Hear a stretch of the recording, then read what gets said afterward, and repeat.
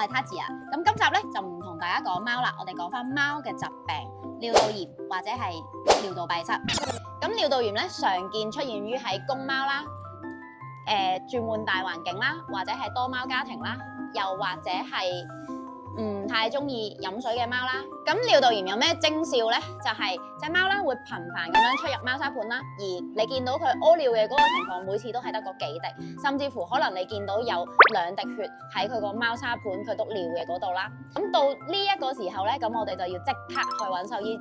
有機會要即刻入院㗎啦。咁究竟我哋點樣可以喺日常中可以發現得到呢？咁首先咧，我哋就要喺普通嘅貓砂上面咧加入一種嘅物料啦。呢個叫做隱血貓砂，溝埋貓砂一齊用嘅。咁我哋咧 ，OK， 我哋而家嚟做一個小實驗。呢個係5ml嘅純淨水啦，呢個係溝咗生肉嘅血水，靜止等待佢5分鐘。5 minutes later，呢邊咧就係 check 到嘅結果啦。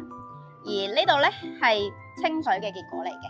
如果對呢隻產品有興趣嘅話，歡迎落嚟貓角同我哋了解下。